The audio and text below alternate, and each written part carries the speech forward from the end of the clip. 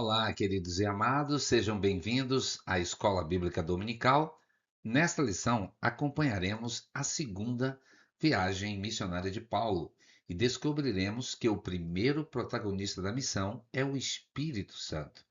Mais do que abrir portas, ele dirige pessoas, muda rotas e prepara corações para receber o Evangelho. Ao longo desta aula, veremos três acontecimentos marcantes: a conversão de Lídia, a libertação da jovem possessa e a conversão do carcereiro de Filipos.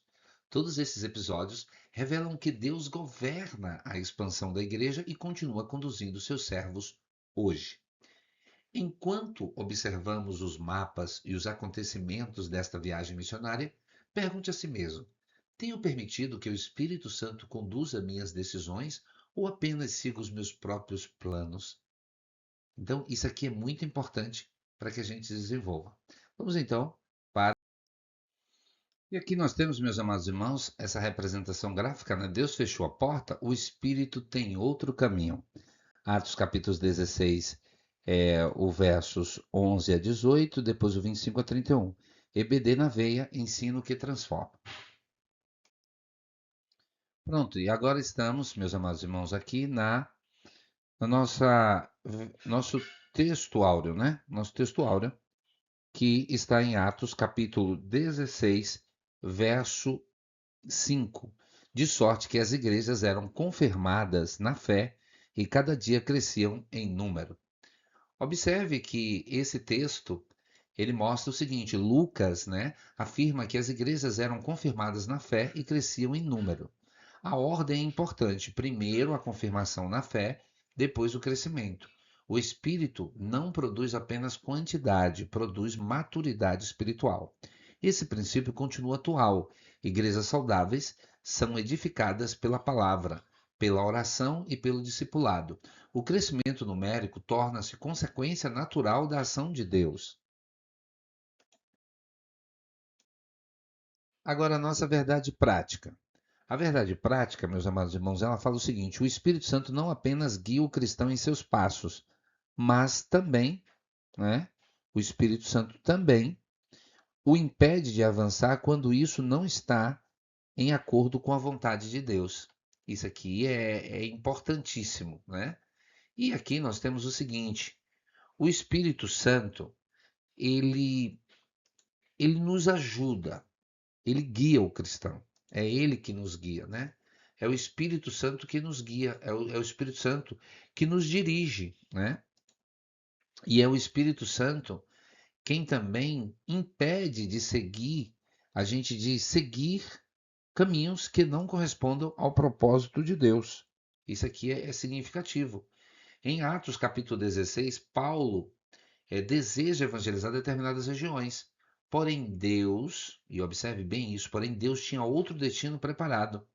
Nem toda porta fechada representa derrota. Muitas vezes ela é um redirecionamento do Senhor. A grande pergunta não é apenas o que quero fazer, mas para onde Deus está me conduzindo. Isso aqui é importantíssimo. A nossa leitura bíblica em classe está em Atos, capítulo número 16, os versos 11 a 18, depois 25 e 31.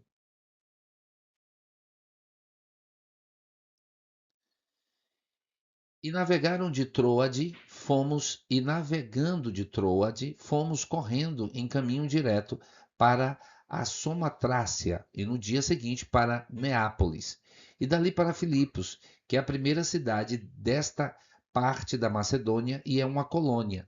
E estivemos alguns dias nessa cidade. No dia de sábado, saímos fora das portas para a beira do rio, onde julgávamos haver um lugar para oração. E assentando-nos, falou-nos as mulheres que ali se ajuntaram. Falamos às mulheres que ali se ajuntaram. E uma certa mulher chamada Lídia, vendedora de púrpura da cidade de Tiatira, e que servia a Deus, nos ouviu, e o Senhor lhe abriu o coração para que estivesse atenta ao que Paulo dizia. Depois que foi batizada, ela e sua casa, nos rogou, dizendo: se haveis julgado que eu seja fiel ao Senhor, entrai em minha casa e ficai ali. E nos constrangeu a isso. E aconteceu que, indo nós à oração, nos saiu ao encontro uma jovem que tinha espírito de adivinhação, a qual, adivinhando, dava grande lucro aos seus senhores.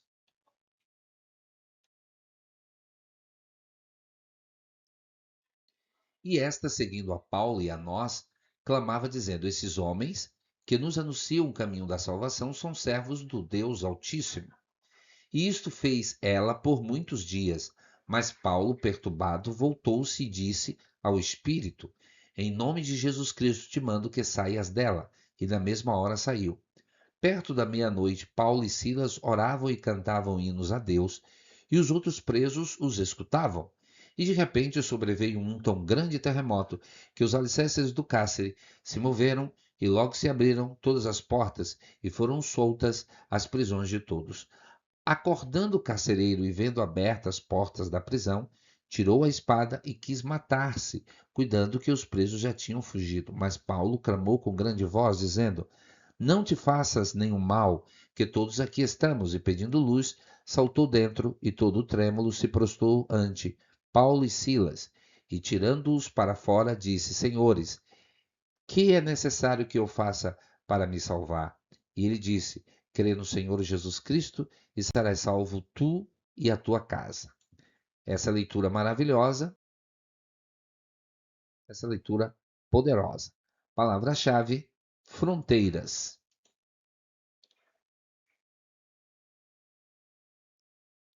Bom, e aqui na nossa introdução nós temos a segunda viagem de Paulo marca um avanço decisivo da igreja, o fortalecimento das igrejas já fundadas e a expansão do evangelho para novos territórios, culminando na entrada da mensagem cristã na Europa.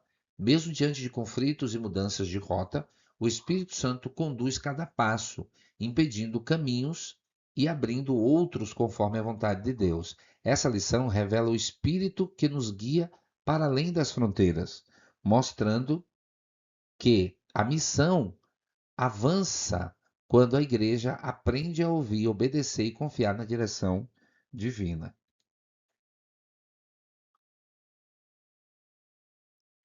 Bom, vamos para os objetivos da lição. São 3 pontos. Primeiro ponto 1, interpretar a direção do Espírito Santo na expansão missionária da igreja. Isso aqui é importante. Segundo ponto, contrastar o poder do evangelho com a atuação das trevas em Filipos, que você vê uma jovem, né? No terceiro, mobilizar a classe a responder com fé e louvor em contextos de sofrimento, né? Essa é uma parte significativa. Precisamos estar bem preparados para isso. E aqui nós temos, né, na representação gráfica, Lídia, coração aberto e o nascimento da igreja na Europa. O encontro da conversão, a gente vai ver esse ponto, né? Vamos estar analisando isso aqui. A segunda viagem missionária inicia-se após a separação entre Paulo e Barnabé. O que parecia uma crise tornou-se uma multiplicação da obra missionária. Deus continua realizando os seus propósitos, mesmo em meio às dificuldades humanas. A narrativa mostra que cada etapa da viagem é conduzida pelo Espírito Santo. O sucesso da missão não apenas não depende apenas de planejamento, mas de sensibilidade espiritual. E agora estamos no ponto 1, né? Quando o Espírito abre o coração e funda uma igreja. Glória a Deus.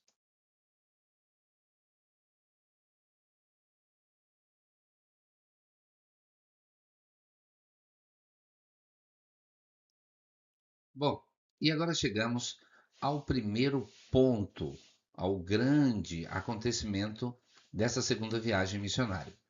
Paulo tinha um roteiro bem definido para a sua missão, mas Deus revelaria que sua vontade estava acima de qualquer planejamento humano. O Espírito Santo não apenas abre portas, Ele também fecha caminhos para conduzir seus servos ao lugar certo. Esta verdade transforma nossa compreensão sobre a direção de Deus. Muitas vezes entendemos um obstáculo como fracasso, quando na realidade ele pode ser um redirecionamento divino. Paulo precisou aprender a confiar não apenas com seus planos, mas na voz do Espírito Santo. Observe o mapa da viagem missionária. Cada mudança de rota fazia parte de um projeto maior. Enquanto Paulo caminhava sem compreender todos os detalhes, Deus já preparava pessoas e circunstâncias para o avanço do Evangelho. Essa experiência também fala conosco quantas vezes Deus muda os nossos planos por meio de uma porta fechada. Em vez de desânimo, devemos perguntar: Senhor, para onde tu estás me conduzindo? Isso aqui é interessante. Depois de impedir Paulo de seguir determinados caminhos, Deus revela o propósito ou o próximo passo por meio de uma visão extraordinária. E aí nós temos a direção soberana de Deus, né? E agora no subtópico 2, nós temos fé sincera, sensibilidade espiritual e hospitalidade de Lídia. A visão da Mesopotâmia, durante a noite, Paulo vê em visão um homem da Macedônia pedindo: passa a Macedônia e ajuda-nos. Deus não mostrou toda a jornada, apenas o próximo passo. Este é o padrão da fé cristã. Curiosamente, ao chegar na Mesopotâmia, o que acontece? Paulo não encontra primeiro esse homem, mas um grupo de mulheres reunidas para oração às margens de um rio. Entre elas estava Lídia, uma empresária cujo coração Deus havia preparado. Enquanto Paulo atravessava mares, Deus preparava Lídia. Enquanto Lídia buscava a Deus, o Senhor conduzia Paulo. Quando ambos estavam chegando ao mesmo lugar e no mesmo tempo, no tempo certo, o evangelho encontrou um coração aberto. Aprendemos que Deus prepara simultaneamente o mensageiro e a mensagem, o momento e o coração de quem irá ouvir. Nada acontece por acaso na missão cristã. Se hoje algumas portas parecem fechadas, permaneça sensível à direção do Espírito. Talvez Deus esteja conduzindo você para uma oportunidade ainda maior do que aquela que você imagina. Bom, ao chegar a Filipos, Paulo procura um lugar de oração às margens do rio. Ali encontra um grupo de mulheres e inicia a pregação do Evangelho. O cenário demonstra que Deus frequentemente começa grandes obras em ambientes simples. Entre aquelas mulheres estava Lídia, comerciante de púrpura da cidade de Tiatira. Ela era uma mulher de influência, prosperidade e reverência a Deus. O texto afirma que o Senhor lhe abriu o coração para atender a mensagem anunciada por Paulo. A conversão de Lígia ensina que somente Deus pode preparar o coração do homem, o coração humano. O pregador anuncia a palavra, mas é o Espírito Santo que convence e transforma. E aí, depois de ser batizada com a sua casa, Lídia convida Paulo e sua equipe para permanecerem em sua residência. Sua hospitalidade torna-se um testemunho da transformação produzida pelo Evangelho. A casa de Lídia passa a servir como ponto de apoio para a missão em Filipos. Deus utiliza os seus recursos, sua influência e sua disposição para fortalecer a igreja nascente. Quando Cristo transforma uma vida, não muda apenas a crença, muda prioridades, relacionamentos e a maneira de servir. Isso é muito positivo.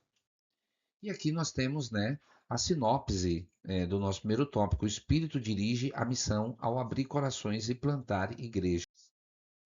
E aqui na nossa representação gráfica, que é muito interessante a gente observar o confronto e a libertação. O espírito de adivinhação, uma jovem escrava processa pelo espírito, pneuma, e aí ela era explorada por seus senhores, gerando grandes lucros através das adivinhações. E aqui que entra uma coisa interessante, a perturbação de Paulo.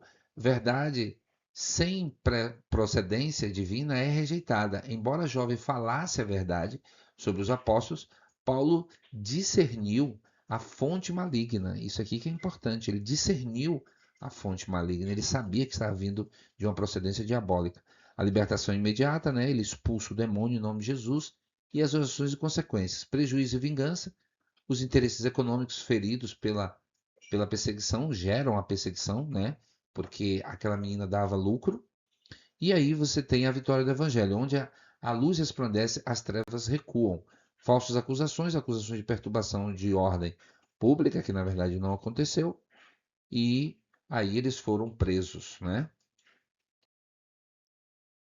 Bom, agora vamos para o nosso tópico 2: libertação da jovem possessa e o confronto com os poderes das trevas.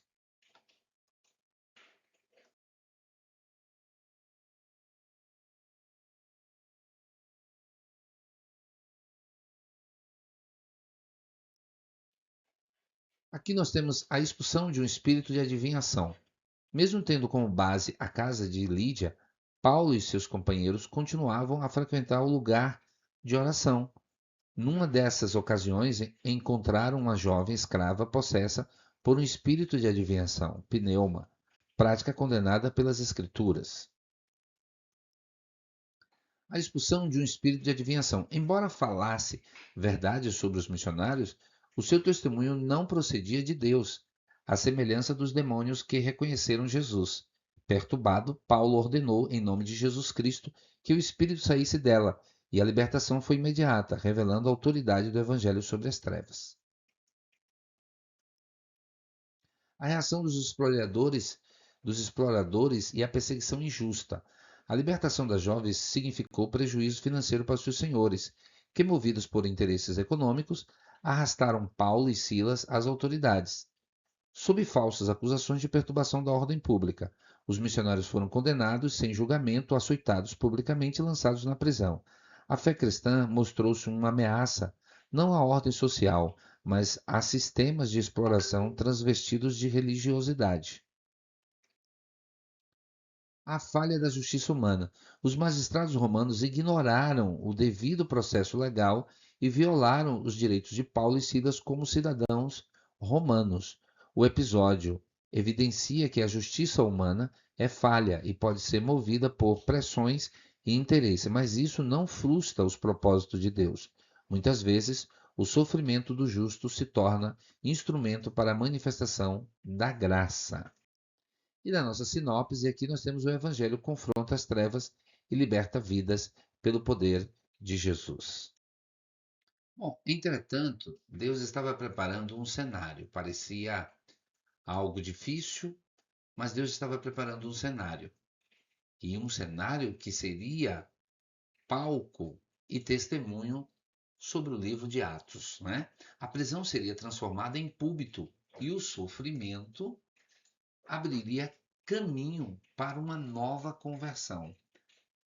No próximo capítulo, nós vamos ver o louvor da meia-noite, o terremoto e a transformação na vida do carcereiro. E aqui, meus amados irmãos, nós temos a representação, né, do sofrimento ao louvor. Injustiça e prisão, né, sabemos que foi uma injustiça.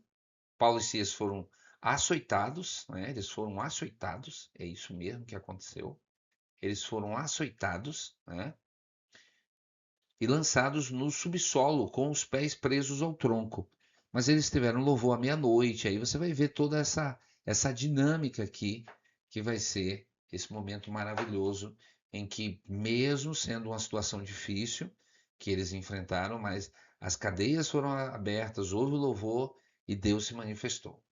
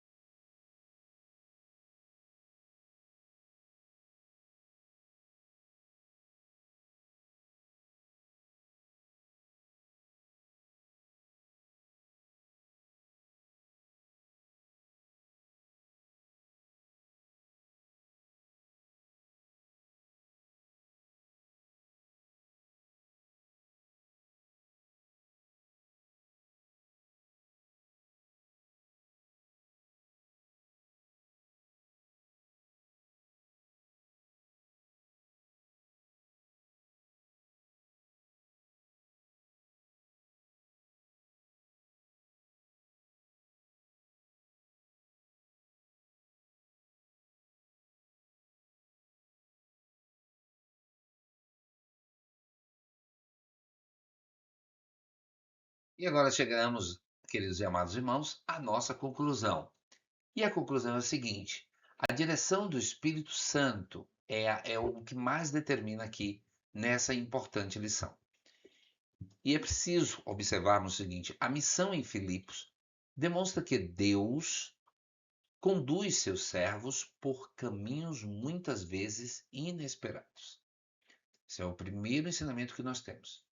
E a gente precisa observar uma outra coisa: portas fechadas não significam abandono, mas podem representar redirecionamento. Essa é a palavra. O poder transformador do Espírito Santo e do Evangelho através da vida da Lídia, a jovem liberta e o carcereiro representam pessoas de contextos completamente diferentes, alcançadas pela mesma graça. E aqui a gente tem uma lição importante: o Evangelho rompe barreiras sociais, econômicas e espirituais. A igreja deve depender continuamente da direção do Espírito Santo, sempre. O sofrimento não impede a obra de Deus. Frequentemente torna-se palco para o seu poder. Aleluia! O louvor, a oração e a fidelidade permanecem marcas indispensáveis da missão cristã. Assim, termina a nossa narrativa da lição de hoje. Chegamos ao final. O Senhor abriu portas, transformou vidas e estabeleceu uma igreja que se tornaria referência para o cristianismo primitivo.